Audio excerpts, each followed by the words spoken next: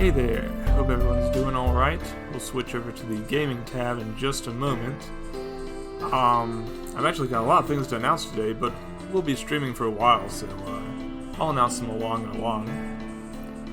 But first of all, you'll notice something very different as we begin this stream. Tell me if you can put your eye on it. So yeah, over the course of Christmas, I actually entered a Secret Santa event, and I made a little live 2D type animation for somebody as a Secret Santa gift. They seemed to enjoy it, but boy, I was blown away by the gift I got. You can see down there just a little bit of it, but I want to show off a little bit more. So wait just one moment as I slowly drift my way upwards. Isn't that fantastic? Look at this ridiculous 3D A-Millier that they made for me. I'm going to shout them out so that you can check them out yourself because, again, I was pretty blown away. But the creator's name is Zephyrray. You can check them out here. But yeah, they do some really amazing work. I think I lucked out big time just to get such a talented artist to gift me this. So yeah, it was really amazing. Now there is an option if you ever want to see this fancy A-Millier 3D again. A bit of my lore, if you didn't know about it, is that if my body is destroyed, I can actually hop to other sources of fire. That means that I can inhabit any of my A-Milliers as well, if my original body is destroyed. So if you ever want to force me into an A-Millier body, you can now spend 1,000 points to bring out this fancy A-Millier. I know they were working on some mouth rigging for this thing too, which would be even fancier. They even gave me the PSD and everything. They were very generous. So I might see if I can work on that a little bit myself. Because having this fancy model with a moving mouth would be really something. And, you know, I've worked on Live 2D a little bit myself now, so I might be capable of kind of dragging it across the finish line. But yeah, definitely check out Zephyrray. Very impressive work. Really digging this A-Millier. Big fun. So anyways, beyond that, another thing I wanted to mention real quick before we get started is that a big goal of mine this week is to get a demo out of my upcoming visual novel. You've probably heard a little bit about it if you've been on my streams. I'm working on a Danganronpa fan novel. I've got a demo ready that's about 30 minutes long. But before I release it, I actually have to complete a video that I can plug into the demo that really ties the whole thing together. I'm giving myself till Friday to finish that. Friday at midnight. I've made some progress. With any luck, I'll have the whole thing out soon. I actually do have like a Discord I'm setting up for that specifically as well. It's less a VTubing Discord and more a Discord for that novel specifically. But it'll be linked in the novel, and I'll link it here a little bit once it's ready as well. That way, if you want updates on the novel and you don't necessarily want to watch Twitter all the time, you can also get those updates through Discord and leave feedback, other things like that. But yeah, I'm really looking forward to getting people's feedback on that and their first takes and making improvements. It'll be a lot of fun, and definitely looking forward to getting that out in the wild. But for today, let's focus on the task at hand. We have got Helltaker Second Circle here, and as a reminder, we are very close to done with the currently available content. There's about 3 dates for each girl. We've completed all of them except for about 5 of the last girls. And you know, I haven't done the Beelzebub stuff either. There must be some secret way to access it. And I'm going to have to look that up myself. So that we can try that out on stream as well. Because I don't want to leave the game incomplete. But for today, we're going to try to finish up those last 3 streams. Sorry, the last 3rd date for the girls who are left over. Okay, well, fun as my Amelia is, this is sort of just a sneak peek. I'm going to get back to my regular self so that we can do the reading. But if at any time you would like to see Amelia again, simply do a request for 1,000 points, and he will be yours once more. Give me just one moment to switch back.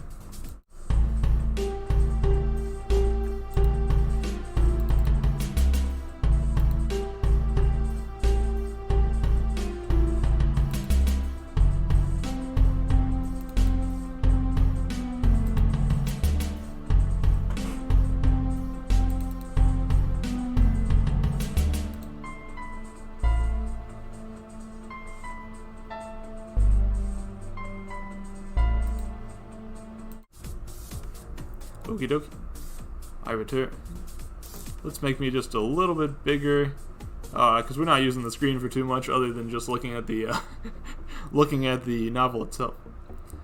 Give me one moment as I embiggen myself just slightly. Pardon my menu, but it'll all pay off in the end.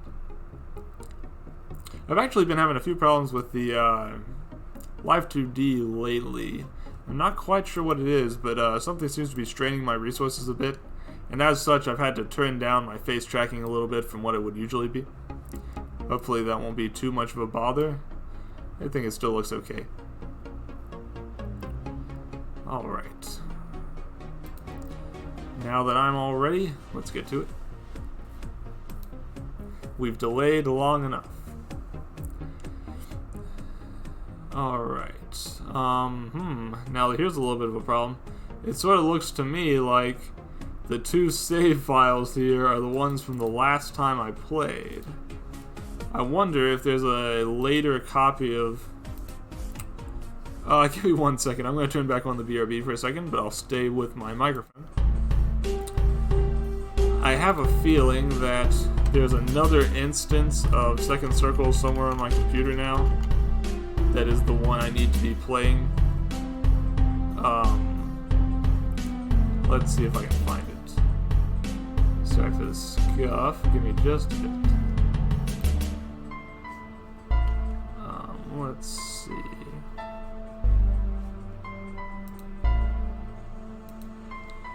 I'm gonna try to jump to new dates.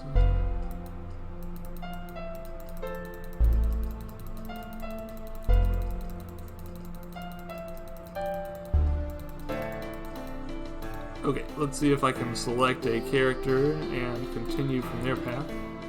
We would be on Cerberus next.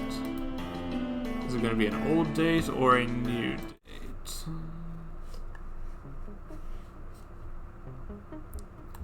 Let's see.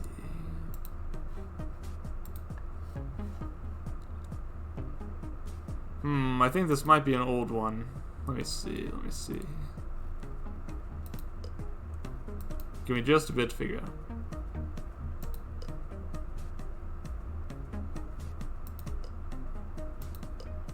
Yeah, I think this is the previous one we already looked at. Well, shoot. That's a little problematic. Give me just a bit and I'll see if I can figure out where that copy of Second Circle went. I don't want to repeat dates. If it's not one thing, it's another, huh? Let's see. Second Circle.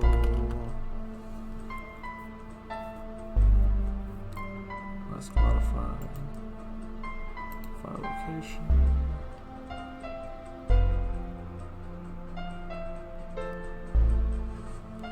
Okay. Let's close this instance of the game, and we'll try opening up this one instead. Sorry for the brief wait here. I think this will work for you.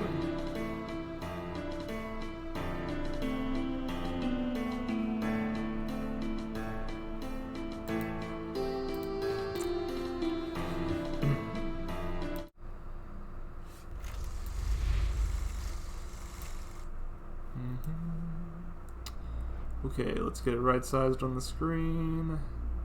Drag it up just a little bit. Okay, I think that did it. Yeah, here we go. Alright, we're back in the saddle. So, last time we did Pandemonica and Modeus's, and now we're on to Cerberus's. I have a bad habit of eating some really salty food before I do these streams where I have just tons of talking. But we'll try to make it. Because I really do want to finish off the last couple of dates here. I think they actually released some Christmas content for this for the Helltaker Second Circle. It's in the form of 2 chapters. They're like bonuses you can download separately. So I might check those out sometime too. But right now I kind of want to get this one off my slate because I have a lot of other games stocked up now from Christmas that I really want to dig into. But first, we owe this one a proper wrap-up with these last couple of dates. Alright, let's get to it. For the first time in far too long, you found yourself with some free time, unburdened by the needs of the household. After making sure the house wouldn't self-destruct while you did so, you've elected to spend your precious free afternoon catching up on some much-needed sleep. Your sleep is not a peaceful one, however, and disturbing visions swirl around in your head like a goldfish in a bowl. Justice joins a professional soccer team backed by a cheerleading squad consisting of Modeus, your college elocution teacher, Mr. Thorndyke, and Grandmother Taker herself. Grandmother Taker, huh? That's an interesting idea. I'm picturing her with like the buff body and the little spectacles of the Helltaker. Your dreams are soon interrupted, however, by a rather strange rocking sensation, accompanied by an all-too-familiar voice. Wake up, it's Talk-her. Confusing as your dreams may be, you still fight your hardest to remain asleep, as your conscious mind is dredged from the subconscious pits of slumber into the waking world. You open your eyes to see 3 sets of luminous red orbs staring back at you. Cerberus sits on your bed, one of her 3 bodies sitting cross-legged upon your chest. She rocks back and forth with your breaths, tipping at extreme angles that would topple people with worse balance than hers. Seeing that you're awake, all 3 bodies break into identical, excited smiles. You're awake! Finally awake! We've been trying to get your attention for a while now. You must have been really tired.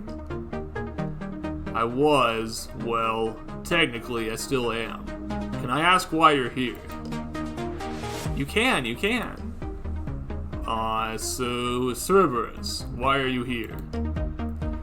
The body straddling you beams, leaning in, almost close enough to touch noses. Her voice comes out as an excited whisper, her breath hot on your cheek. It's time to learn the truth. She's been holding out on us all this time, and we've had enough. Today, we're taking back what's ours. A small seed of worry plants itself firmly in the back of your mind as you hazard your next question. You're talking about Lucifer, aren't you? You still want to ask her about your bodies. Cerberus nods seriously, her expression growing a shade darker. We feel things the other girls don't. We're more potent, but we don't really understand anything about where we came from. Lucifer is the first demon we can remember, so she must have the answers. Only problem is, every time we ask her, she finds a way to avoid answering us. She trapped us in the laundry room last time. How did you manage that? She made a sign. It distracted us. What sort of sign? It was a very mysterious sign. We couldn't figure out what it meant. What did it say? Only 2 words. Guess what? Chicken butt? No, probably not. She locked the door while we were reading it, and we were stuck there until judgment let us out. Well, that explains the howling that kept you awake last night. We aren't giving up, though. We're going to talk to Lucifer and make her tell us everything. And how do you plan on accomplishing that? Do you really have the raw power to force Lucifer to tell you the truth? Cerberus rolls her eyes in mild frustration. Of course not, dum-dum. That's why we woke you up. We need your help. Come on, come on. The seed of concern has laid down roots and is starting to push leafy tendrils up through your consciousness. Either oblivious or willfully ignorant to your mounting worry, Cerberus herds you out of bed and into your day clothes, her eager hands perhaps a shade too much so. You know, that last metaphor reminded me of something. A friend was sharing with me a award that is given out to the worst similes in new literature every year. That was not a particularly bad simile, but it was reminding me of some of the worst ones I read. If we have time at the end of this stream, I might crack that open and just read out some of the worst similes from 2021 for you. But let's try to get a little further through this first. The demoness leads you out of your room onto the second floor landing, talking non-stop. Okay, we've been watching Lucifer very carefully over these past few days. We know her schedule. Top to bottom, inside and out. She always comes upstairs for a glass of wine sometime around 3, so that's when we'll strike. While we have the high ground. You don't want to try anything when someone has the high ground. You bite your lip, concerned. So, run me through this plan of yours. Lucifer comes walking up the stairs, and then you... I should mention that I think this is a new BGM in this part.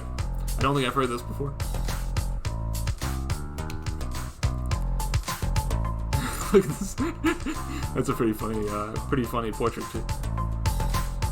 Opening a small locker by the banister, Cerberus withdraws a tangled gladiator-style weighted net.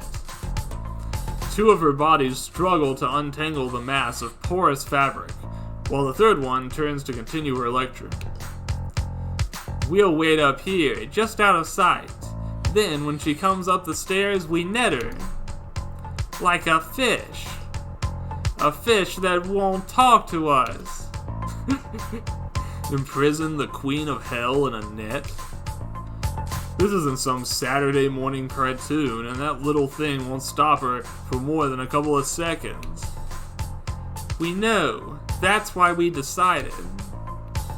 Two thin but surprisingly strong arms wrap around your waist. Grunting, Cerberus hoists you off the ground, holding you triumphantly over her head like a deadlift champion. We're going to throw you down after the net. We heard Justice saying that Lucifer has a weakness for you. So we're going to use you as our secret weapon. Whoa, hold on there, girls. You can't just pitch me down the stairs. They're African mahogany. Put me down. Let's talk about this.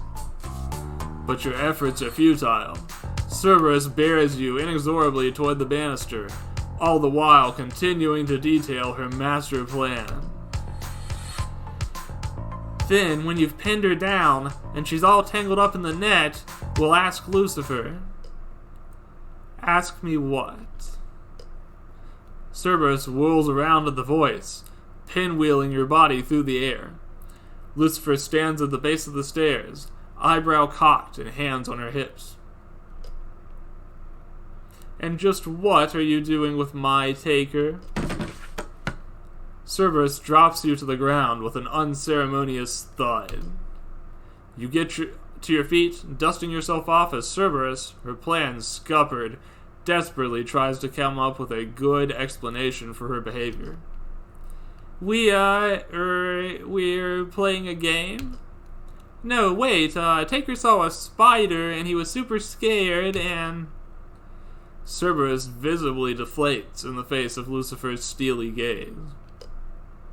Her prophilic excuses diminishing to a barely audible mutter as she averts her gaze.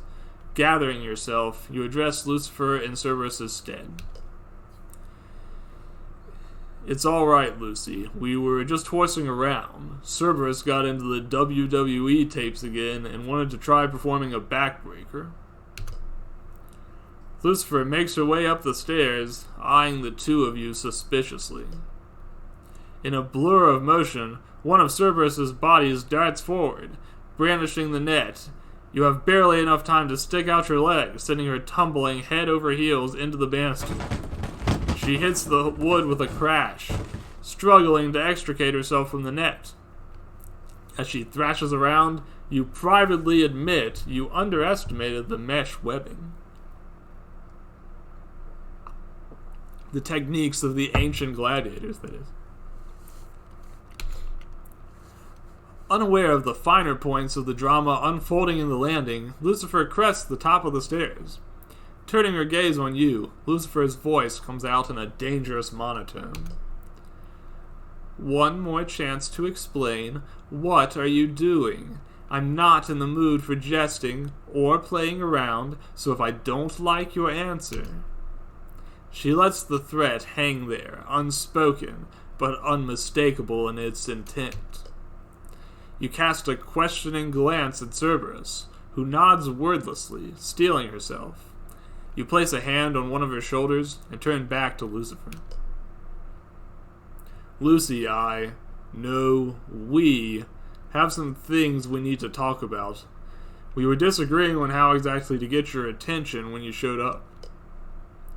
Lucifer's countenance softens a touch, and she puts her hand to the bridge of her nose, sighing deeply. You and the rest of the household. Well, whatever it is, it shall have to wait until later. I have a job for the two of you that can't wait. From a pouch at her waist, Lucifer withdraws 4 sticks of railroad chalk. Fanning them out, she offers one of them to you and the rest to Cerberus. I've decided our home security is in much need of some refurbishment. Cameras and locks won't be enough to deter a demonic assault. We're going to need something much sturdier than what we currently have. And your solution is chalk? In a sense, I wish for you to draw me a ritual circle that will allow me to better ward the house from attack.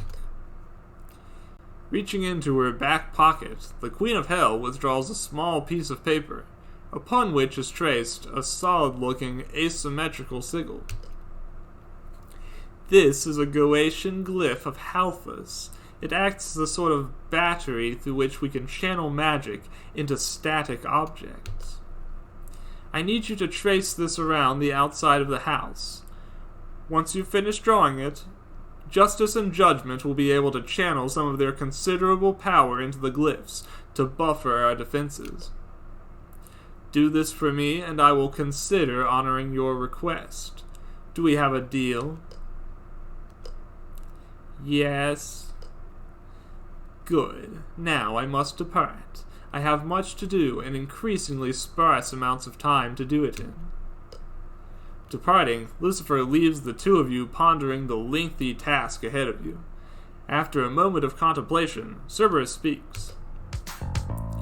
Just who does she think she is?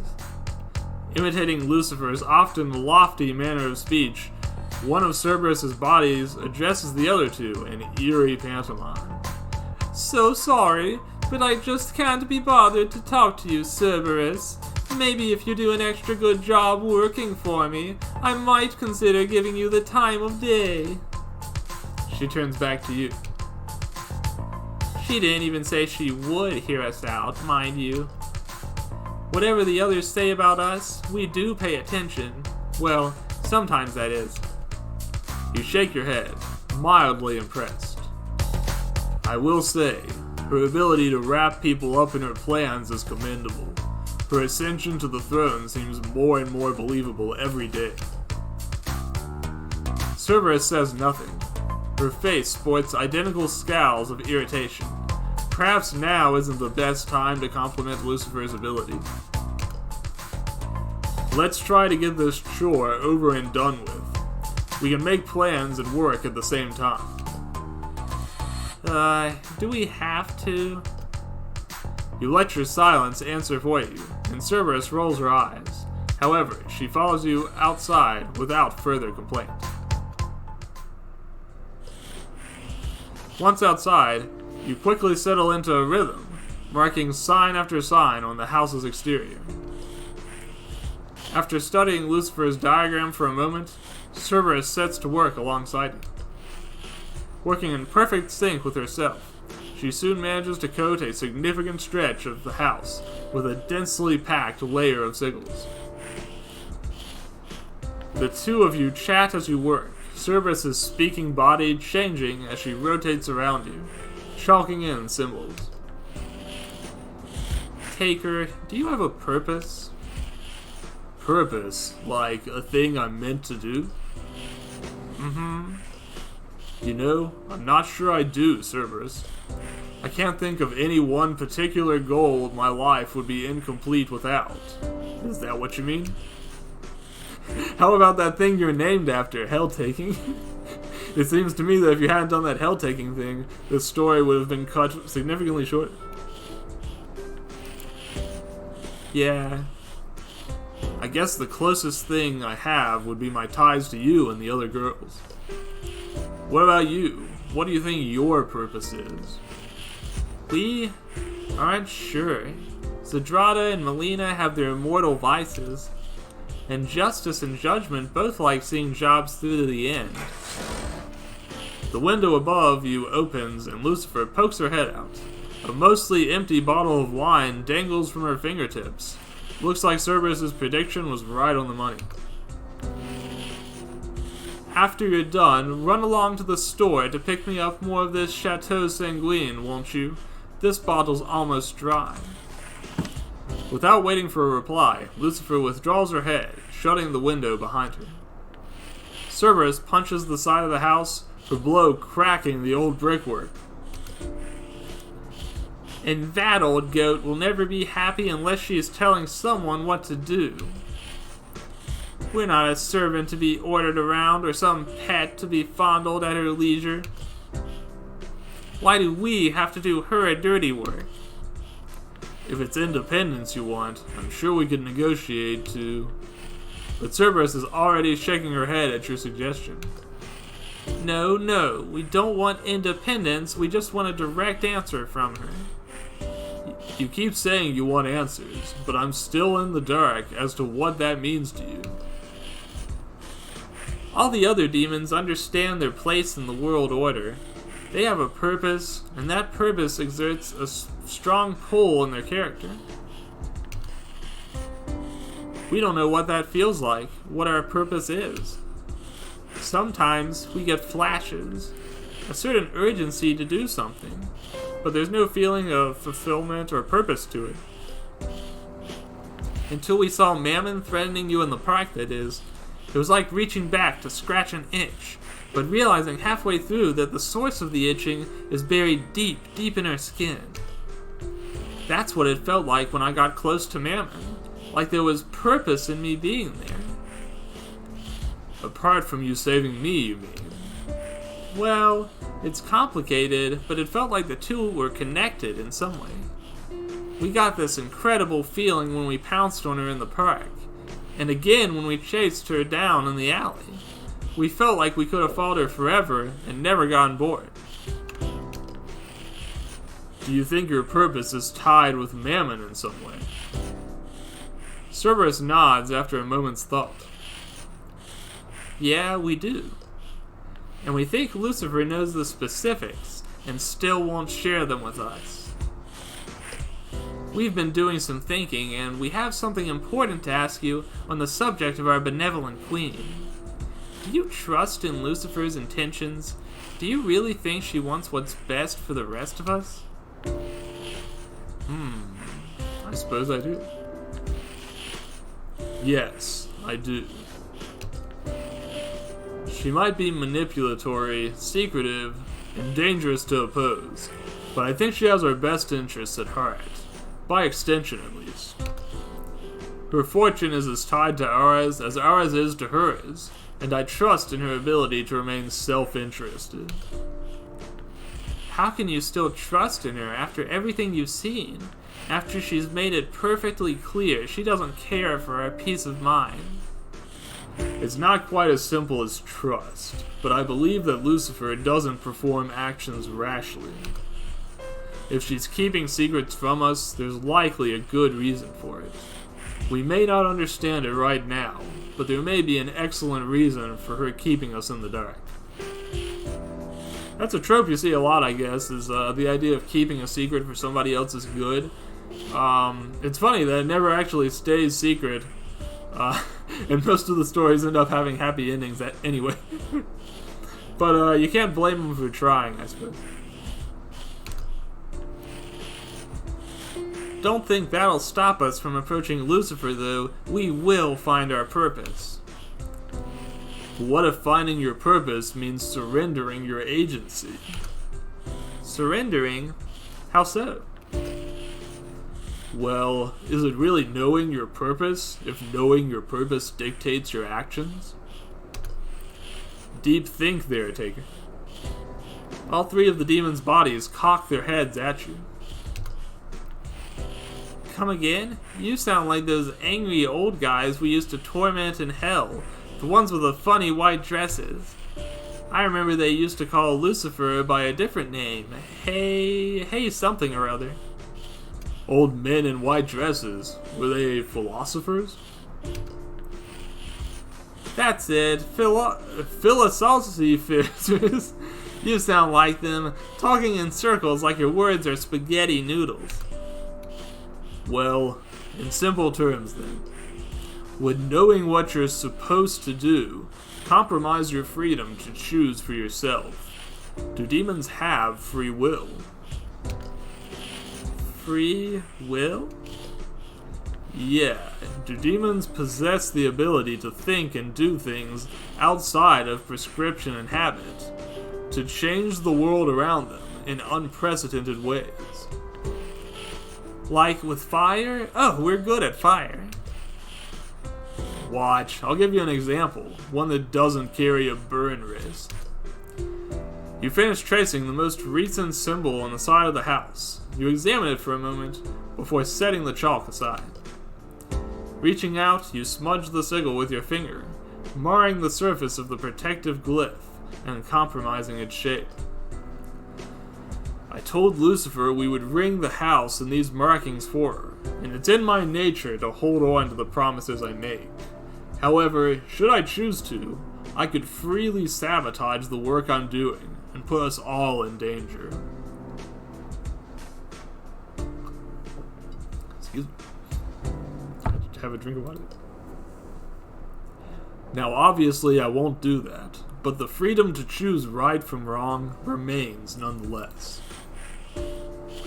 As you repair the damage done to the sigil, Cerberus furrows her brow, trying to make sense of what you said. I don't see why anyone would want to be able to make wrong choices. Well, some people don't. Some people live their entire life with precepts telling them what they can and can't do, and that's a choice as well, I suppose.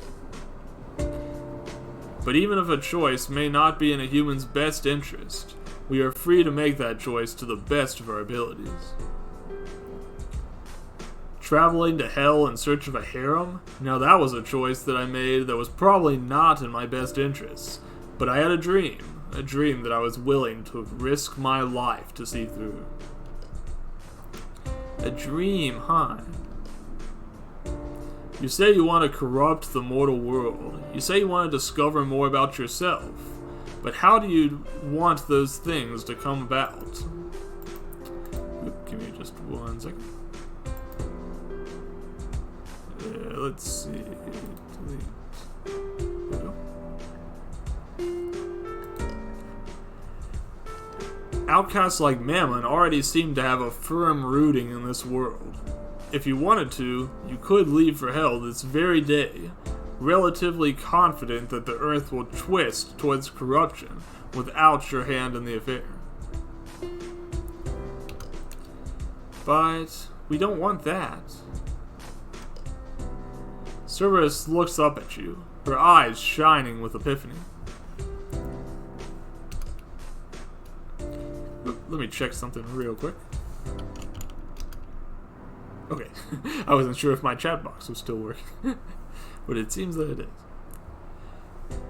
We want to be the ones to do that.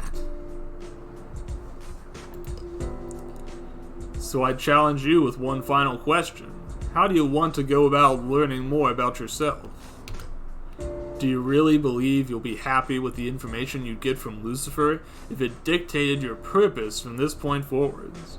Or would you rather seek out your own truth and discover who you are along the way? It's like that Persona 4 battle theme. Reach out to the truth. Mulling your question over, Cerberus spends the rest of the chore in stolid silence. As you finally sketch the last of the sigils onto the front door of the house, she speaks. Even if the knowledge might be tricky to accept, we owe it to ourselves to try and draw it out. Yeah, we aren't afraid of anything. Reaching out a hesitant finger, Cerberus moves slowly towards the sigil on the door. Half an inch from the surface, her finger runs into an invisible barrier.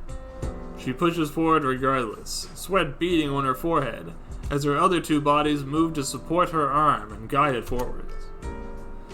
We don't know where we came from, or how we came to be. If Lucifer won't tell us, not properly anyway, then we do know someone who might.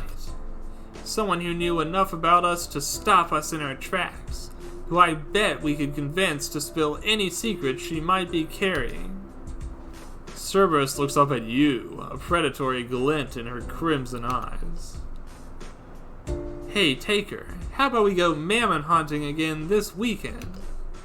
Ignoring the sinking feeling in your stomach, you put on a smile. Sounds great, Cerberus. To be continued in Part 4, whenever that comes out. You know, something I meant to mention. While I was trying to load this model in, my winter model that is, I accidentally clicked an old version of my summer model, and it looks terrifying. It's absolutely frightening to look at. I might load it up sometime just for kicks, but not today. Let's see, who else do we have? So we've completed Pandemonica's, Medeius's, Cerberus's, and now we're on to Melina's. Or did we already complete Melina's? I can't quite remember. Let's save real quick and we'll figure it out. I'll go back to the title for just a moment. We're going to check to make sure we haven't already completed Melina's third date. Because I seem to remember that there were some people in chat last time, and I asked them who their favorite demon was. And I think we had some Medeus answers, so we may have done that one already. Let's see. Yeah, we actually already did Melina's. That was where we learned about her past, back when she was a thief with Zadrada. And she got her first game system, and the two of them began to grow apart. So now we're going for the other sister, Zadrada. I guess that means we've got a little bit less of the total game left to go than I realized. But that's okay.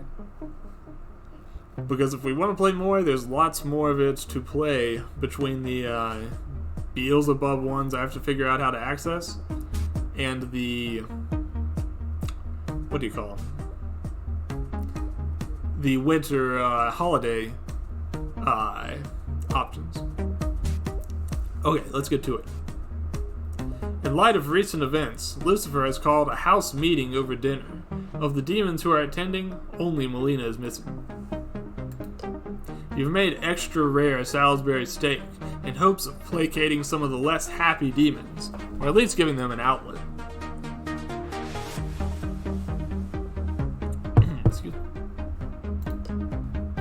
The The gnashing of meat does little to dissuade the Queen of Hell, whose voice cuts through the commotion like a knife. I've brought you all together tonight to speak on an important issue, as many of you now know. Lucifer inclines her head towards Cerberus, who does not meet her gaze, or in some cases have witnessed firsthand. The former archdemon of greed, Mammon, has been spotted in the area. Mammon is one of the 4 dethroned lords of hell, expelled by Justice and I some 600 years ago. That was back in the good old days. I remember I took on Abaddon the Slothful in a winner-take-all punch-out. After their defeat, we stripped them of all but their most basic of powers, and churned them out of hell and into the mortal plane. You can't be seriously concerned about Mammon. As far as the Akashic records are concerned, she gave up without a fight after the decisive victory of Justice over Abaddon. If Cerberus and Taker can handle her, surely she poses no credible threat to the rest of us. Cerberus casts a miserable glance your way. Obviously, the rest of the assembled demons have yet to hear the specifics of your ill-fated last encounter with Mammon. On the contrary, the appearance of Mammon has me greatly concerned, more so even than the appearance of the other demon lords. Mammon's a coward through and through, which means her brashness is backed up by one or more of the other demon lords. But you said that you'd stripped their powers away. Even united, how could they harm us? Lucifer shakes her head. Though it pains me to admit, I do not know. However, their leader, Sathanas, has an incredibly wrathful nature. Her spite is not to be underestimated at any cost. Justice puts a hand on Lucifer's shoulder, but the Queen of Hell brushes it off impatiently. Regardless of the practical threat they may pose, I know their goals to be singular. They want to reclaim what I took from them so long ago. They want the throne of hell. To rule in brimstone and anarchy, as they once did 666 years ago. Stopping them is critical if we... Lucifer is cut off by an unnecessarily noisy cough from across the table. Flanked by Cerberus, Zedrata smirks as she stubs out the smoldering butt of her cigarette on her outstretched tongue. Meeting Lucifer's eyes full on, Zedrata speaks her piece. Yeah, we. You keep using that word. But funny thing, I can't really see what this has to do with the rest of us, boss. We're all in this together, Zedrata. Zedrata shoots to her feet, slamming her palms down on the old wooden table. Wrong. This isn't about us. This is about you keeping hold of your power. A couple of sympathetic murmurs, mostly from Cerberus, sound from the rest of the table. It looks like Zedrata's words have struck resonant nerves among the assembled demons.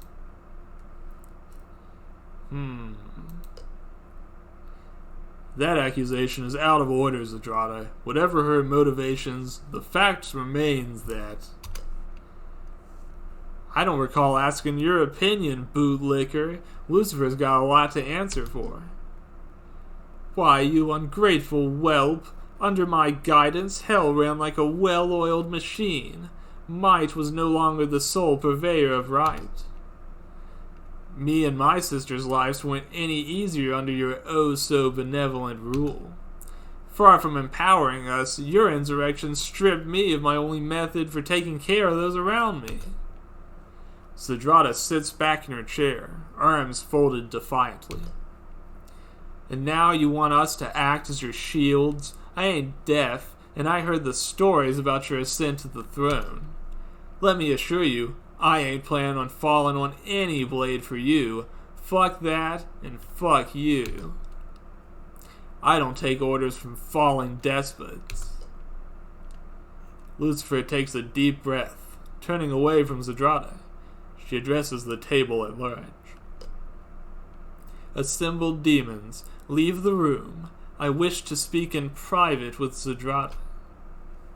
Cerberus moves to protest, but is quickly silenced by the combined efforts of judgment and justice. Nodding to Lucifer, Justice sees the other demons exit the room, before squeezing your shoulder reassuringly. Try to keep him from throwing down in the kitchen, okay? It's my night to do the washing up. Leaving you feeling rather drastically unprepared for whatever is about to happen, Justice leaves the room, closing the door behind her. Man, it feels like a million years since we did Justice's story in the chapter 2. Man, it's going to be weird getting back to that one. Taking a deep breath, Lucifer addresses her staunch critic.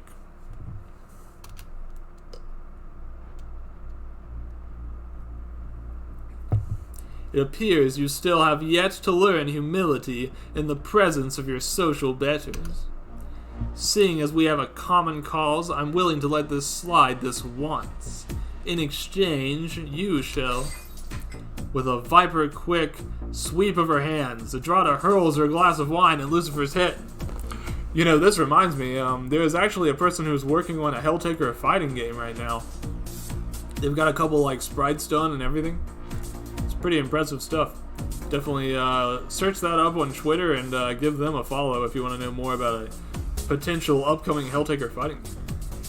I might look that up and post the link, because it's very worth seeing. Give me just one moment. Let's see. Helltaker fighting game. Here we go. Here's the person. And not only is this person making a Helltaker fighting game, but they made some really fantastic comics recently. Just a wonderful Helltaker artist. You should definitely check them out if you have interest in the series.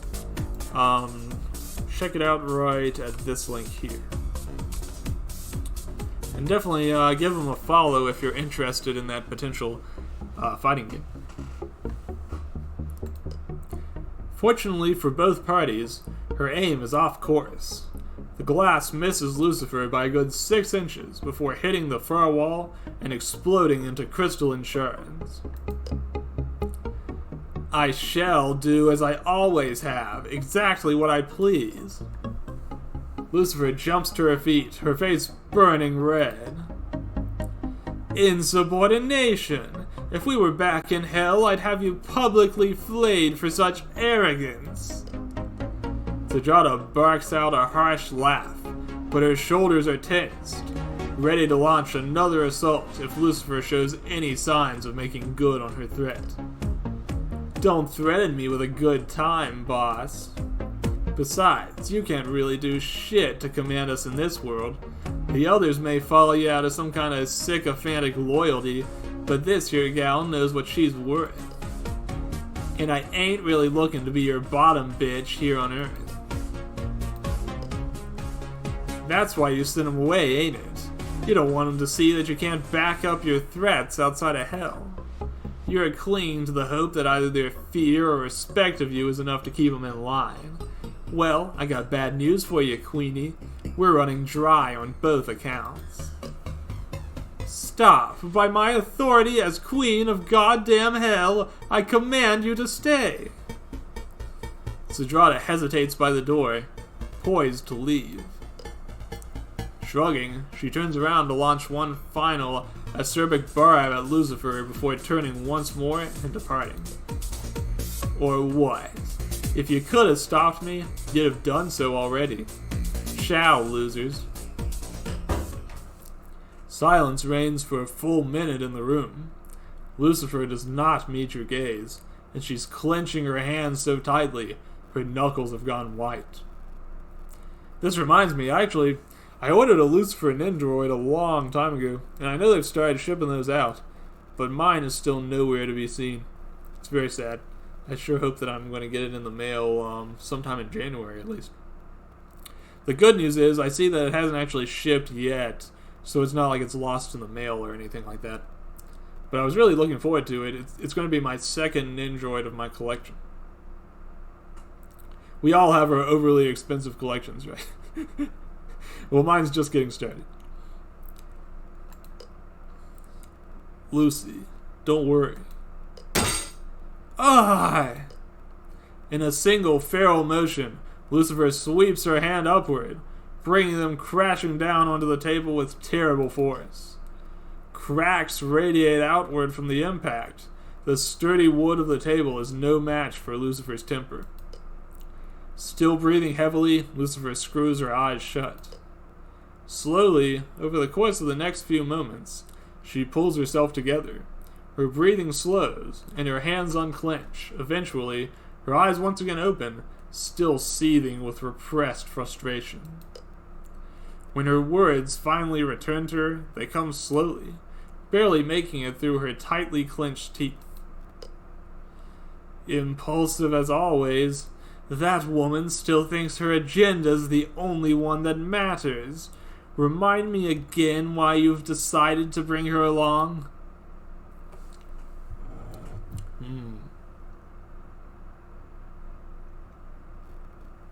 Let's go for chastisement. She makes a fair point.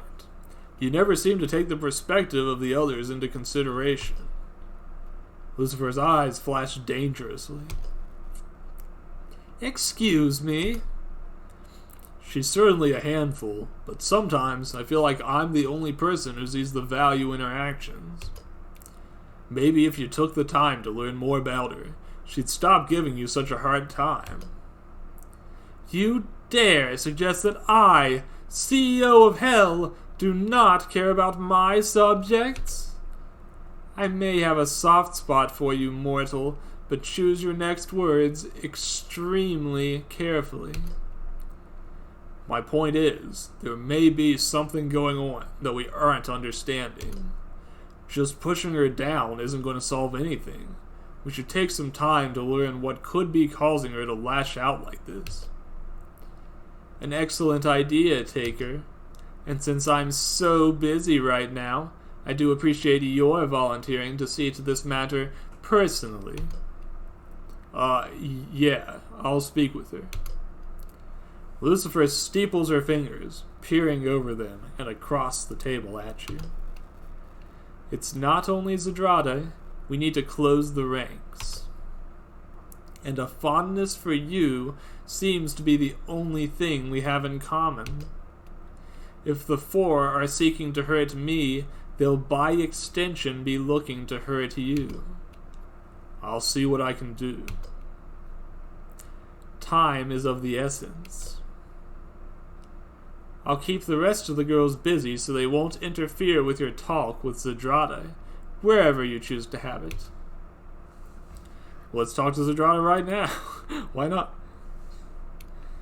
I might as well tackle the largest problem first. I'll head out to talk to Zedrade. Pausing only to place your dishes into the dishwasher, you once more make your way out to Zedrade's old camper. Stopping a foot from the entrance, you extend your hand and rap politely on the paint-chipped frame of the screen door. Zedrade, you and I need to have a little talk. This time, no answer comes from the disheveled abode. Curious, you peer inside one of the windows. Zedrade is nowhere to be seen. The only sign of her is a cigarette butt poking out of an overflowing ashtray. It's still gleaming. It's still gleaming in, smoking a trail of wispy gray gently upwards to join the smoggy miasma that perpetually clouds the roof of Zedrade's living space. Man, it seems like when I was growing up, secondhand smoke was a big worry. I lived with a lot of smokers. I'm glad I didn't pick up that habit. Let's see. I'm going to enter because it's boring to stay outside. Wincing at the squeak the rusty hinges make, you push the door aside and enter the camper. You pick your way over the carpet of knickknacks and rubbish, investigating what little mystery the camper can hold. It doesn't take long before your initial suspicion is confirmed. Zedrade is absent from the camper. You poke around a little more, looking for any clues to her current location, when something catches your eye. A covered object, roughly the size of a small tea kettle, stands at the center of an unusually clear table. Curiosity overcoming you, you turn towards it, reaching for the small sackcloth obscuring the item from your view.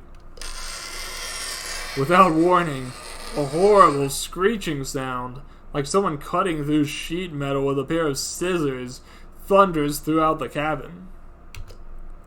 You throw yourself to the ground, trying in vain to minimize the sound by clapping your hands over your ears. But the horrible sound pierces right through your hands as though they weren't even there, lashing you with wave after wave of noise. Then, as suddenly as it started, the sound disperses, leaving the room in relative quiet. 5 deep marks have been gouged into the window of the camper. The parallel lines have been cut deep into the glass, almost as if, with dawning comprehension, you put your own hand up to the markings, comparing them. The cuts mirror your fingers in shape, if not in size, confirming your theory. Someone or something has raked razor-sharp nails down the side of the camper. Out in the darkness, something moves. From the edge of the clearing, a black shape emerges. By now, it is too dark to make clearly out the object, but whatever it is, it suddenly begins moving towards the trailer at breakneck speed. You fumble around in the cabin, searching for something, anything to use as a weapon. You pick up a folding chair and, holding it like a professional wrestler, prepare to brain whatever ravenous monster is about to enter the camper. Give me just a minute. I'm not sure how much you folks know about wrestling, but an interesting factoid is that chair shots to the head used to be very, very common, and were banned after a series of concussion issues were found. There's a lot of things very comparable to that still happen though. but yeah, they lo and behold, you wouldn't think it, but getting hit in the head with a steel chair several times a night is actually really bad for the health of your brain. So they got rid of that. So nowadays, if you ever see somebody use a chair as a weapon, they'll always like go for the back or the ribs, or like put it on the mat and then stomp the other guy's head. But it's never done straight to the head anymore.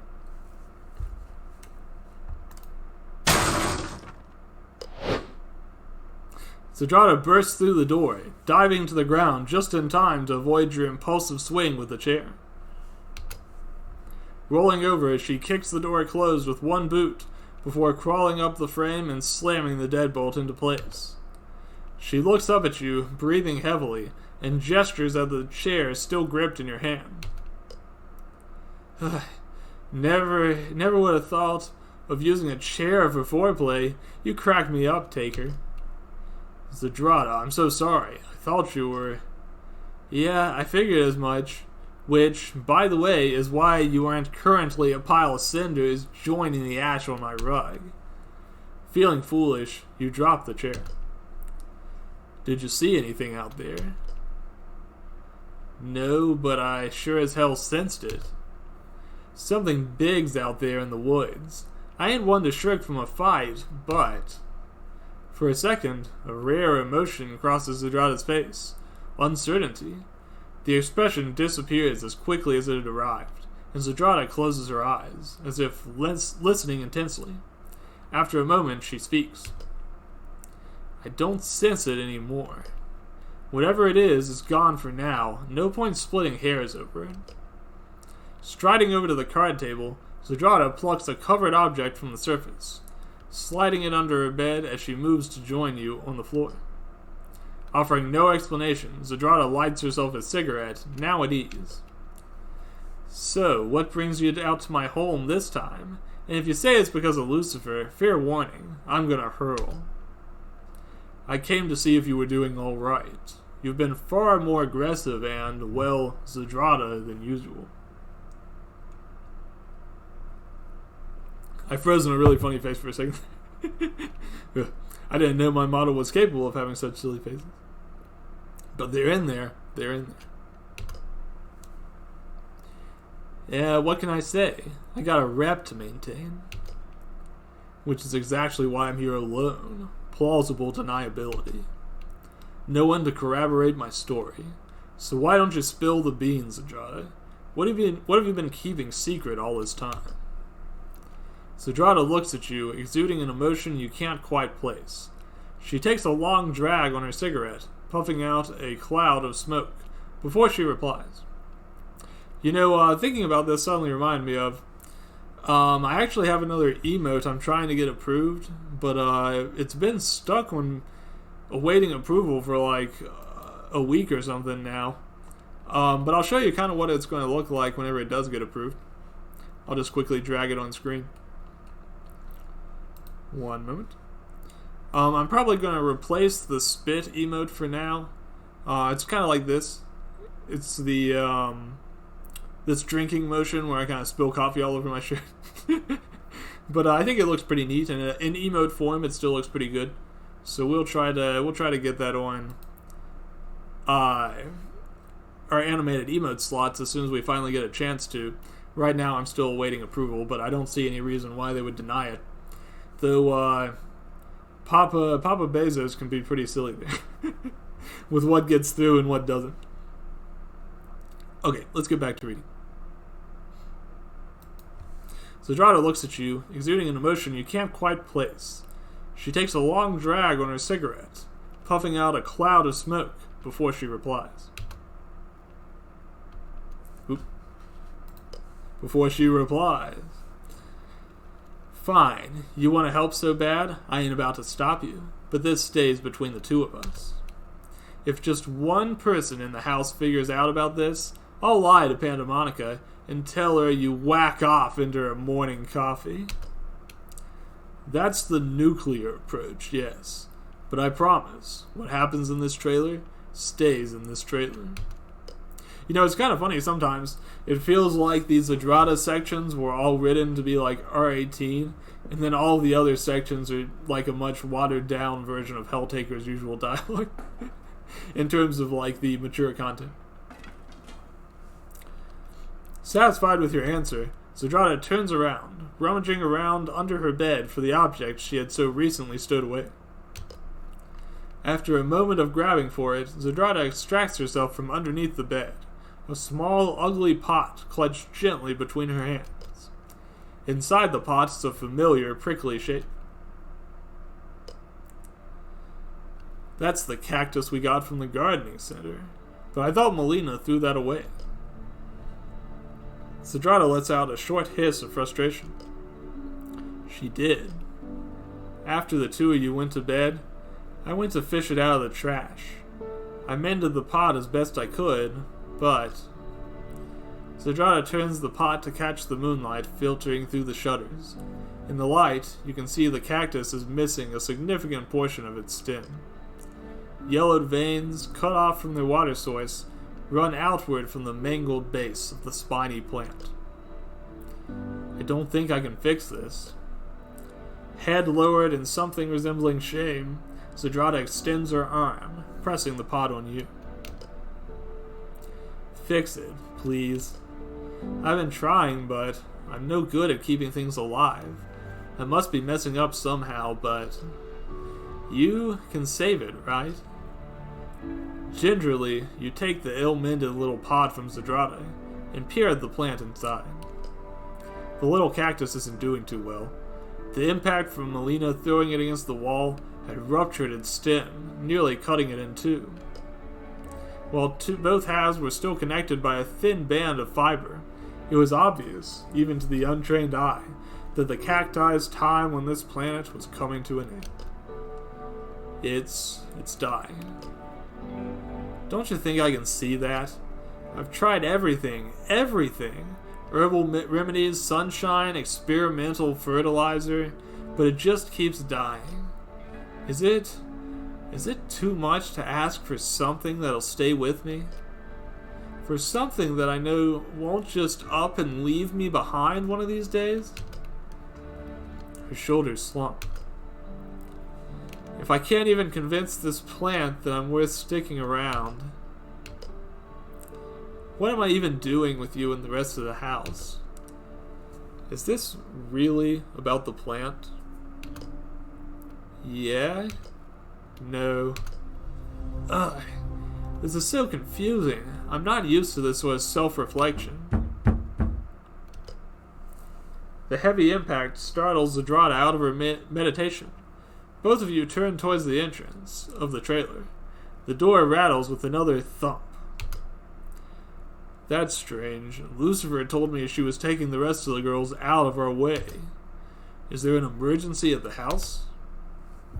You reach for the door, and Zedrata shoots to her feet, her eyes suddenly wide with alarm.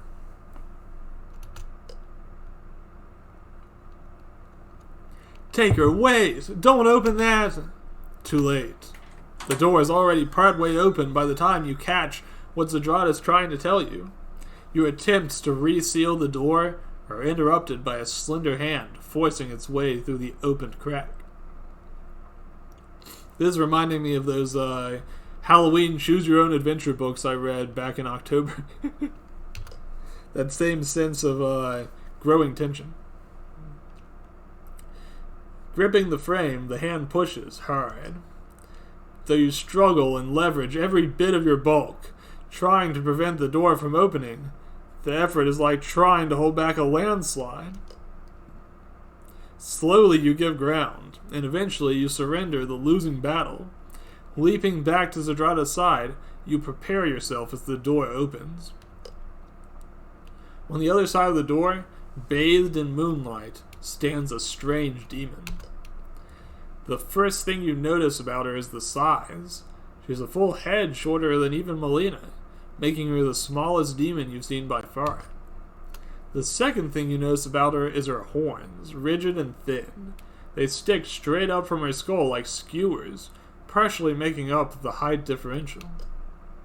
The strange demon smiles an altogether too wide smile and lightly skips over the doorframe. Thanks for finally letting me in. I've been trying to get your attention all night. That's a pretty cute-looking demon design they've got there. It makes me think that none of the original demons had pigtails, did they? The closest you get is Judgment's ponytail. I guess Justice also has a ponytail, doesn't she? A smaller one. But yes, this is the only pigtailed demon we've seen so far. Who are you? And what are you doing in her house? The demon sneers at you before lowering her knees and curtsying to Zedrata, her face a porcelain mask of false innocence. I'm Belphegor, but my friends call me Belly. That name sounds familiar. Suddenly, it clicks. Lucifer mentioned your name. You're one of the deposed lords of hell. Belphegor wags a finger at you reproachfully. Poo-poo-poo-poo. Introduce yourself to a lady before you start groveling at her feet, gorilla man. Who does this brat think she is? Helltaker. The hell is silent. That's a good line. They have been saying taker an awful lot throughout this story so far. And I'm... Zedrata is cut short by Belphegor, who twirls excitedly on the spot. Zedrata, I know. I used to tune into your fights on the Hellivision. You were quite the pit brawler back in the day. A girl after my own heart. Really? Thanks. You aren't liking this. Every moment Belphegor spends talking is a moment a trap could be closing around you. You decide to get to the point. Come to deliver some kind of threat, then. If that was the case, you should have brought the rest of your cronies. Don't need 'em. I'm more than enough to take all you guys on. Striding forward, Zedrata leans over, patting the demon on the head as one would a precocious child. You can't lie to us. We know you're just a shell of the demon you used to be, short stack. So why don't you take this comedy routine and mosey on down the road, Belphegor reaches up and lays a hand across Zedrada's wrist, gripping it loosely. I'll say this once, 'cause I'm nice. Don't make fun of my size. Her fingers tighten, and Zedrada winces before Belphegor gently removes the taller demon's hand from her head. Belphegor beams up at Zedrada as if nothing just happened. I am here because I want to offer you the deal of a lifetime. Wouldn't a deal be more mammon-shtick as the demon of greed? Belphegor's nose wrinkles as if she just smelled something particularly unpleasant. More like demon of being a crybaby loser. Once more, Belphegor plasters a cheery expression on her face, and she resumes her pitch. You're a woman of impulse, freedom. I like that. Why don't you dump Queen Bitch and the incredible Gorilla Man and come shack up with me instead? Your talents are obviously wasted here, and I really need a strong lieutenant. You need me? Belphegor clasps Zedrada's hand between her own, nodding enthusiastically. Of course, silly. Both of us are way ahead of our time, both created to indulge in physical, distinctly mortal vices. Have you ever wondered why your magic works so well here? There's no end to the gluttony we can indulge in nowadays. Zedrada. In a flash, Belphegor crosses the distance between you, grasping your shirt with deceptively powerful hands. Belphegor hoists you off the ground, and with no apparent difficulty. I don't think she's a fan of the man. Quiet, ape! Let the lady make the decision for herself. I wonder which option I should choose. Let me take a little sip of water while I think on it. Okay. We're back to the exciting choice and progress here. You wriggle like a landed fish, trying to wrench yourself from Belphegor's grasp, but the former Lord of Hell only laughs. A strange chittering noise that reminds you of cicadas in summertime. Looking up at your struggles, Belphegor licks her lips, her smile widening. Ooh, Mama didn't lie. You are pretty cute up close. Good enough to eat, even. Maybe there is room for you back in my place, depending on what Zedrada chooses, of course. Turning her back on the two of you, Zedrada lights a cigarette with a snap of her fingers, inhaling deeply. The inevitable exhalation of smoke is accompanied by a deep belly laugh. You think you can just waltz in here with your holier-than-thou attitude, manhandle my man, and expect me to just bend over and take it? Sorry, but you must have gotten the wrong memo. I ain't fixing to be anyone's bottom bitch. Threatening Taker won't persuade me either. Man traveled to hell and back, in case you didn't know. So I seriously doubt a little pipsqueak like you can threaten him. Belphegor's eyes dilate in sudden fury.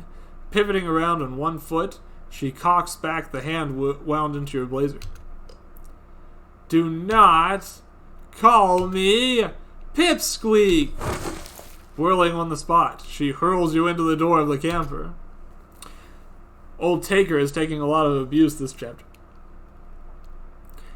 The old rusted hinges snap under the impact, sending both you and the door flying across the backyard. You hit the ground with a thump and roll several times before you manage to arrest your momentum. You manage to get your bearings and look back at the camper, where Belphegor is peering curiously out at you. Steam is boiling off of Zedrada's hand, and you can tell she's only seconds away from launching an offensive of her own. I hope that didn't mash him up too badly. I hate picking shards of bone out of my meat. Eat shit. Flame cloaks Zedrada's hand, coalescing into a small nova in her right palm. Rolling her shoulders, Zadrada sweeps her arm forwards, sending the ball of flame blazing towards Belphegor. Ah, protecting your man, how cute. Raising one hand, the twin-tailed demon intercepts the fireball. White-hot flames cascade from her outstretched fingers, leaving her unharmed by the blow. Smoke billows up from the old, dusty carpet. Whoopsie, you should really be more careful when using fire. It has a tendency to get out of hand. Boy, don't I know it. Even as she speaks, flames begin to spread over the floor, licking over the detritus that covers the camper like 100 hungry tongues. Snatching up the potted cactus with her free hand, Zadrada calls out to where you lay, still crumpled on the grass. Shit. Helltaker, where do you keep the fire extinguisher? Her head towards you, Zadrada doesn't even have time to react to Belphegor's movements. In a single, blazingly fast motion, the little demon delivers a vicious sucker punch to Zadrada's ribs. The impact snaps you out in a concussive blast, and Zadrada is sent flying out of her home, landing in a heap alongside you. The flames have reached the curtains, snaking up the ancient fabric and filling the little mobile home with smoke. From out of the flames, eyes aglow, steps Belphegor, clutching something in her hand. As she stalks towards you, ashen white hair silhouetted against the inferno the camper has become, she sings to herself. Man, you can tell the artist was having a lot of fun with this chapter. They've been wanting to do battle scenes for a long time, and this is finally their chance. And they're taking every advantage of it. Poor little Taker, gonna meet your maker. A wonderful treat for Belle to eat. Kneeling down, Belphegor picks you up by your hair, appraising your condition with a practiced eye. Normally I prefer my snacks poised coitus, but you don't look like you're in any shape to put on a good show. Her mouth gapes wide, revealing rows upon rows of razor-pointed teeth. Bon appetit! Belle, hold on a minute. At the sound of the voice, Belphegor grows in irritation. Turning away from you, she turns back to address a familiar figure lounging against the burning trailer. Oh, the weakling wants to step in and stop me from having my fun? You're welcome to come and try it, Mammon. We have new orders from the boss. She says the man might be useful in negotiations. He's off limits, Belle, at least for now. Belphegor relinquishes her grip on your hair, letting gravity carry you none too gently to the ground. Fuming, she spins to face Mammon. Seizing onto her moldy coat, Belphegor hoists the lanky demon into the air in much the same manner she did you. Your leash is beginning to chafe, Mammon. Let's not forget who calls the shots here, Whoa, easy there, comrade of mine. Let's just put Mammon down nice and gentle now, okay? I won't intervene again, you have my word. Please put me down, Belphegor. Belphegor smiles sweetly at the suspended demon, and you see her knuckles widen as she tightens her grip. Groveling? Really now? Have you no pride as a demon? And to think I once considered you an equal. We can't all be blessed with your remarkably indiscriminate taste, Belphegor. The rest of us prefer quality over quantity.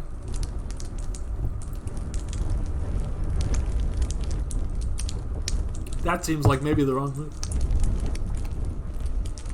Is that so? And this revelation comes from a do-nothing loser with no knowledge of either, so I just know it can be trusted. Be that as it may, is it really worth pissing Sathanas off Just for a moment of indulgence? With a snarl, Belphegor drops Mammon to the ground. Turning back to you for a moment, you think she'll lunge for you to finish the job, but Belle eventually appears to assert some manner of control over herself. Smoothing the creases out of her skirt, she turns and walks past Mammon and into the forest. Nice playing with you, Taker. Mammon, I'm leaving. Play your boring politics if you must. Mammon takes a step backward, cringing away from the petite demon as she walks by. Even as Belphegor departs the scene, Mammon's eyes warily follow her until she disappears out of sight. Bending down, Mammon offers you a hand, pulling you to your feet with little in the way of apparent effort. So suddenly we're all buddy-buddy? You better start talking fast. The others should be coming home any minute, and you don't want to be here when they arrive. Mammon grins and opens her mouth, presumably to lance you with a nettling retort. They've made a lot of good faces for this chapter specifically. It's been very impressive. The original characters, when they first appeared, sort of got almost downplayed roles, but now that they're coming into the story a little bit themselves, I think they're all getting a chance to show off some of their more unique expressions. And I really appreciate the artistry that's gone into that from Team Second Circle. Remind me to link the download for the game again at the end, or I'll try to remember it myself. But I'd like people to be able to download it and play it for themselves, or support the game if you want to. They do take donations on their itch.io site. But after a moment's thought, she closes it again.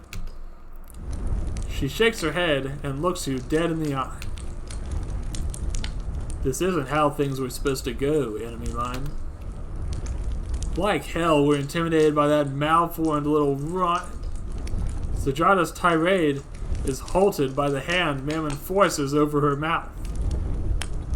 Kneeling down, the lanky demon shakes her lightly. Are you as dense as you look? Listen, gal, Belle likes you, but if you can't keep your tongue on a leash around her, she's liable to rip it out. Zedrada growls up at the other demon and bites down on her hand, causing Mammon to jerk it away. Ugh, fine, on your own head, be it then. I think she's supposed to have a little bit of a Scottish accent. I keep forgetting about that. I'm not sure how to do a Scottish accent, so I'm not sure I'd be able to do much with it regardless. Maybe one of these days.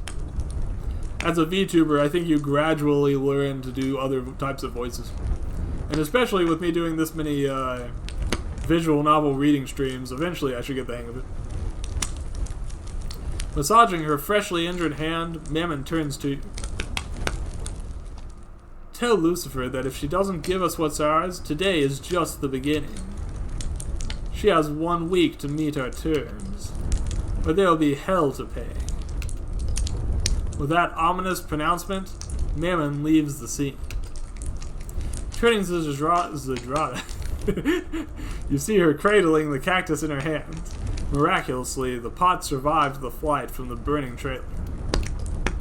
However, the plant inside looks even worse for the wearer, the flickering of the slowly receding fire casting an unhealthy pallor over the little cactus. We'll save it.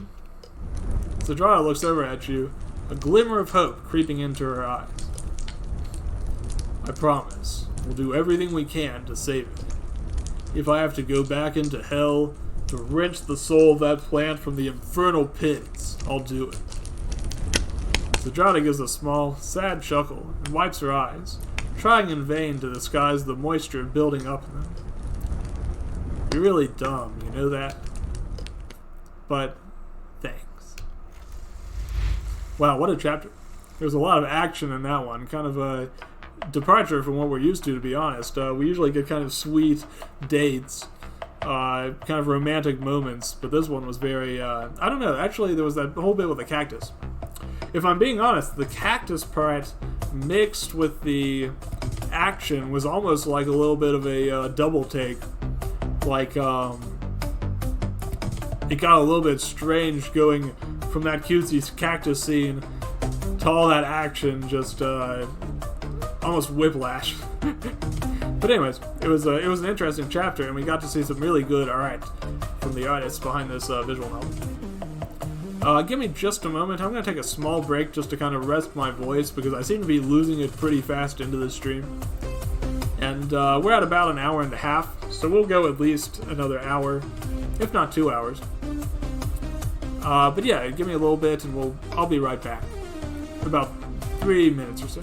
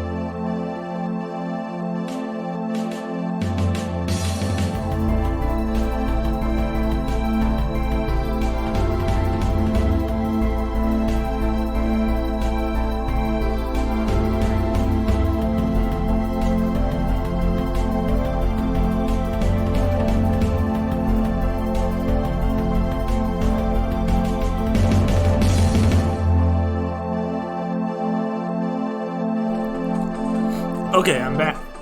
While I was gone, I made 2 decisions. The first was a good decision.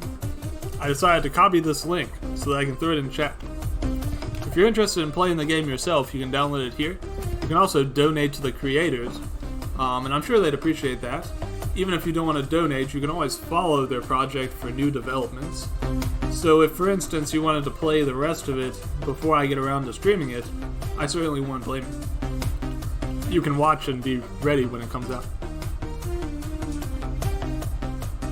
The other thing I decided to do that was not such a great decision was to eat one of these chocolate things that's been in my fridge for like a week, and it was already on discount at that point, and it probably was not a very wise idea to put it in my mouth all at once and just eat it that way. So we'll see if that comes back to life. Okay, let's get back to the next date. It's funny, I was clicking on OBS version real quick instead of the the actual window. Okay, we finished the Dradas, now we're going to Azazel's. As I've mentioned many times before, Azazel is my favorite character. So I'm excited to see what's next. Now that said, while she is my favorite character, her story has kind of been the least important of anybody so far, in terms of not really being connected to anybody else's story. I wonder if that'll change, or if that's pretty much just a running theme here.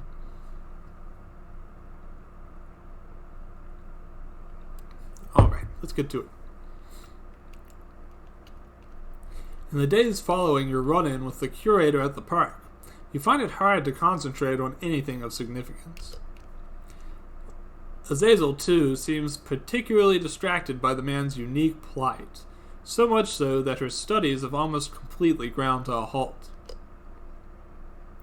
Fortunately, a week after your run-in with the curator at the park, you and Azazel finally managed to make time to drive down to the museum. You remember to call, right? I did. He said he would close down the exhibit for us. You'll have plenty of room to work when we get there. Azazel nods and bounces in her seat. You watch her display of excitement out of the corner of your eye. Azazel? Are you sure you're ready for this? Ready? Of course I am. Why wouldn't I be? Well, it's just that this is a big ask, you know. We aren't exactly detectives, or forensic art experts for that matter. Speak for yourself. Pardon? Besides, why can't we be? I think that that'd make for a good story, don't you? An angel far from home, and a mortal man accustomed to the fires of hell, solving vaguely supernatural crimes together. It's a catchy premise. She's going for the buddy cop angle. Very popular these days. Buddy cops are so popular that you could really make a whole genre out of it. Yeah, I suppose. It seems familiar, though. You haven't been poking around in Modeus's books again, have you? Azazel. It was purely for research purposes, I assure you. But now that you mention it, one of the ones I read did have a similar plot, with a few key differences, of course. You mean to say that the characters had sex in the end, don't you? Well, in a way, yes. It's true they had sex at the end, but also in the middle and the beginning too. So only slightly different from our current situation then. For now. Yeah. Wait, what? Look, Mr. Taker, we're here. Just then, the museum looms into view. Deciding to stash the angel's seemingly innocuous comment away for a future discussion, you focus your attention on the task at hand. Right as you pull into the parking spot, you're greeted by a familiar stout figure. The tearful man assails you as soon as you step out of the car. I can hardly express how happy I am to see you both. I've been waiting by the phone ever since our chance encounter at the park. A chance encounter, was it? Sorry it took so long for us to come down, Mr. Curator.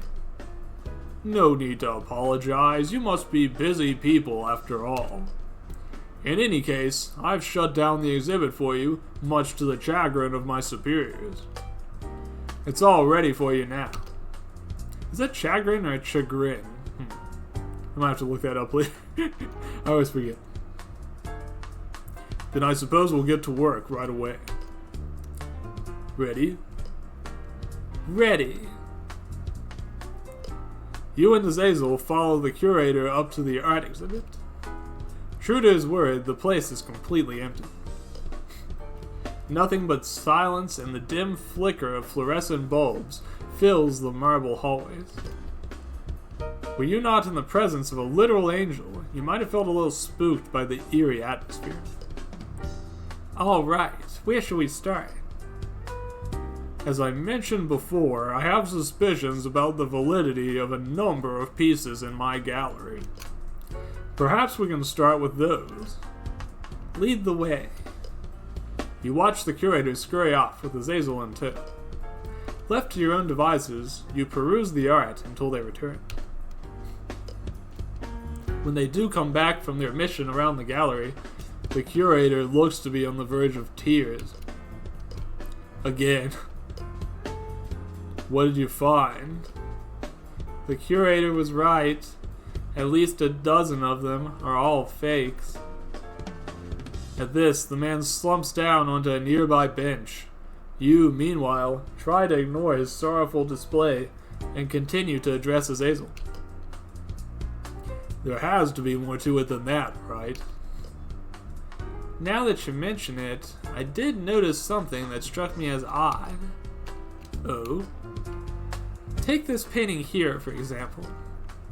You watch as the angel approaches a nearby piece, licks her finger, and swipes it across the surface of the art. Then she pops her finger back in her mouth and ponders whatever flavor she lifted off the dusty old canvas. The taste of art. The sight makes you grimace. But is it the taste of a liar? We'll find out. This painting was done almost 3 weeks ago. You can tell? How? Actually, never mind. I don't want to know. Are you certain? I'd stake my grace on it. Alright. What about the others? In response, Azazel turns and begins to point out all the other fakes in view. That one was 4 weeks ago. That one 2. That one 7. And this one was made just a week ago. I see. Are you thinking what I'm thinking? We've got an art thief on our hands. An art thief? Ooh, just thinking about it gets me all excited. Excited? I mean, deeply concerned. What do you think, Taker? It sounds to me like whoever is taking these pieces needs about a week to make a copy. Then, after a new copy is made, they break into the exhibit, replace the painting with their own, and escape with the original. You don't happen to have any security cameras, do you? If we can check the footage, maybe we can start to figure this out. You turn to the curator, but the man silently shakes his head. Boy, budget cuts haven't been kind to you, have they? The curator sniffles and buries his face in his hands, causing you to immediately regret your comment. Before a single tear can be shed, however, never fear, Mr. Curator, sir, I've got a plan. You do? You do? That I do. And for it to work, we're gonna need 3 of those long-range communication devices. Walkie-talkies? Yes, those. As well as a couple of guard uniforms, some flashlights, and a secluded room. I think I have those, but who's going to wear the uniforms? Why, you two, of course. Then what will you be doing? Oh, don't worry about me. I have my ways of going unnoticed. Before we spring into action, don't you want to let us in on this plan of yours, Azazel? All in due time, Mr. Taker. All in due time. Until then, you do trust me, right? Always. Good. Now get suited up and call Lucy to let her know that we won't be home for dinner again. We're camping out in the museum, boys. A night in the museum 3. I see.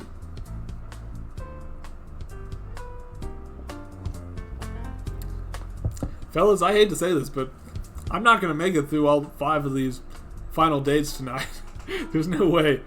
I hate to give it up this early, but I can feel my voice getting pretty scratchy, and I'll finish Azazel's, but I know I'm not making it through 2 more of these. Sorry to disappoint. But we'll get as far as we can. You exchange a worried glance with the art curator, but the two of you shrug as he heads off to the office to acquire the necessary supplies. You whip out your phone. Sometime later, the curator returns and tosses you a guard uniform. This is the biggest one I have. I hope it fits. You hold the shirt up against your chest. It's going to be a bit tight, but it'll do. Who's Patrick? One of our old security guards. Nice guy, big like you.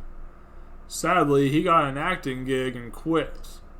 I wonder what he's doing these days. Gentlemen, focus. Right, sorry. What's the plan, Azazel? The two of you crowd around to hear the plan. By the time her explanation is finished, closing time is upon you, and shortly thereafter, the night descends. According to the plan, you and the curator are dressed up like security guards patrolling the halls in place of the actual guards who were meant to be on duty that night. I like how they've done a nighttime version of the background here. I was curious if they would do that because in a lot of other scenes, it's been evening in the story and they haven't actually swapped it. But I feel like they really went all out on these third chapter dates. So what we have are new backgrounds that reflect the time of day and the action going on. And then we also have all kinds of new faces and costumes for every character. So it's been very involved. You can see where all the development time goes in terms of all these unique assets.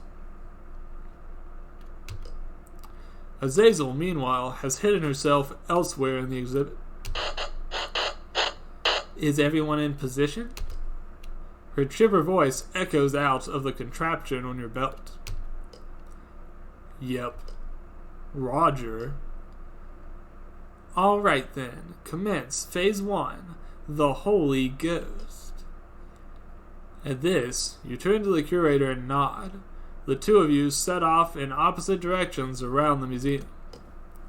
For a while, you see nothing, and hear only the clacking of your own shoes against the marble floor. Soon enough, however, your radio begins to buzz. I've spotted him. He's in the Botticelli section heading towards Raphael. Noted. I'm on my way there now. As am I. Hurry, he's quick, but I'm right on his tail. Won't he see you? Not as I am now. I've made myself invisible to the mortal gaze. You can do that? I've spotted him. Excellent. Commence Phase 2, The Shepherds of the Lord. I'm heading to the pasture now. I'm heading to the pasture now. Boy, when you have 3 voices and you're not seeing any characters on screen, it's pretty easy to get your voices mixed up. Understood. As you round the next corner, you hear the sound of hurried footsteps. The thief is on the move. I've spooked him toward the exit. Cut him off if you can. We must get him to the pasture. On it. You loop around in an attempt to cut off the thief from his escape. At the sight of the flashlight's beam, you catch the man darting back into the heart of the exhibit. He's headed back towards you. I've got Raphael blocked off. Then he's got no choice but to go right to... I'm in position. Perfect timing. Our sheep is headed to the pasture. Azazel lets out a low, sinister chuckle, which crackles over the radio. Excellent. Then it's finally time for Phase 3, Repentance. You race for the room that you had all collectively dubbed the pasture. Before you arrive, however, you hear an anguished shriek echo throughout the exhibit. What's going on? I'm closing in on the room now. I'll let you know what I see. You double your pace and arrive before a shut door. Inside, you can almost hear the pained sound of choir music coupled with sobbing. Blinding light spills out of the room from the crack below the door. Though you hesitate, afraid of what you might witness, your determination nevertheless spurs you to throw open the door. What you see defies your very perception of reality. Ugh. Some people are really into this depiction of angels. I guess it's the classic depiction. For some people, this idea of an angel that's a crazy amalgam of eyes and wings and rings and gold is the real 100% accurate angel, and some people find it very appealing. As for me, the jury's out. I think I like Azazel's cutesy appearance, but I suppose this will make for a nice change of pace. There's a man on his knees in front of you, facing away from the door you just entered from. His hands are clasped before him, and he is pleading with a being whose visage fills you with such existential dread that you too are brought low. You know, the funny part is, so I was picturing Azazel would be dressed up like an actual angel this time, and that's how she would be fooling the guy? And that was wrong. But even more than that, I believed that the guy would be one of the demon girls we've met so far, and he's not. I really just can't believe that. I would have bet any amount of money against the prospect that we were going to see another guy show up in this storyline. But here we are. In spite of the fact that no part of her is overtly recognizable, the being is unmistakably Azazel. For this is her true form. Sir, what do you see? Hello? Though the radio buzzes with the curator's voice, it is little more than background noise when compared to the boom of Azazel's voice. You have stolen and lied. Your actions have brought grief upon your fellow man. Repent and make right what has been done, or I will plague your dreams until your dying day. Yes, I promise. I'll make things right. Please, don't come to me again. It is done. Go. At that, the thief scampers away, heedless of you or anyone else in his way. You know, that would have been a good time to turn on my reverb. Wish I thought of that. Oh well. Too late now. You turn away only briefly to watch him go, but a bright flash of light brings your attention forward once more. The being is gone, and Azazel, as you knew her, has returned. Sorry you had to see that, Taker. Is it wise to just let him go like that? Bah, don't worry about it. I'm sure everything will turn out all right. How can you be so sure? Trust me, if there's one thing we angels are good at, it's terrifying people into living the straight and narrow. Fair enough. You rise and clap the angel on the back. That was a good plan, Azazel. I really should trust you more, shouldn't I? Yes, you should. At this, the angel launches herself at you, hugging you around the middle with such righteous force that it threatens to break you in half. Fortunately, the curator arrives before that can happen. Well, did our plan work? I'd say so. What about the thief? Did we catch him? I wouldn't worry about him. Yeah, after what happened, I don't suspect he'll be back. What about my paintings? I say, give it a week, maybe 2, Mr. Curator, sir.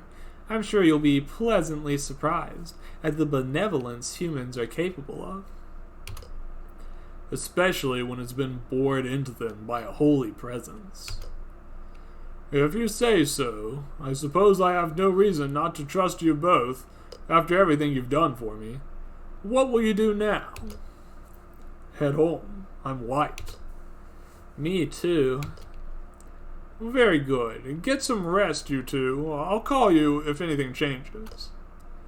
Before you leave, I should tell you, I've heard we'll be getting a new exhibit within the next couple of weeks or so. So it looks like I'll be able to make good on my promise sooner than I thought. We look forward to it. See you later, Mr. Curator, sir. And with that, you and Azazel head out into the night. The memory of this adventure burned into your hearts.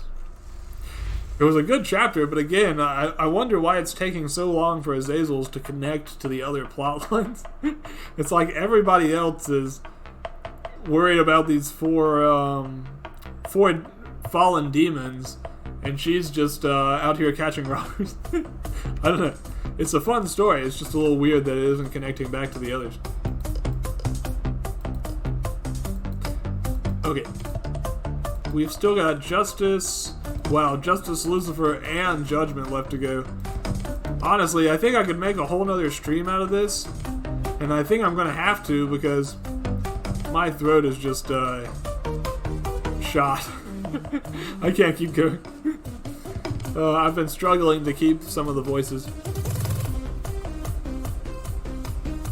Beyond that, I've noticed I had to turn my resolution down pretty low on my camera to get my model kind of working again. And it's not fully back up to speed yet, I don't think. A lot of the tracking seems a little shoddy. So I'd like to, I'd like to investigate that a little more. So I think I might just call it early. We still got 3 demons left, so that's going to make for at least another 2-hour stream. Because each of these takes about like 40 minutes to get through. So yeah, why don't we call it for now, and we'll make another stream of it later, where we get Justice, Lucifer, and Judgment.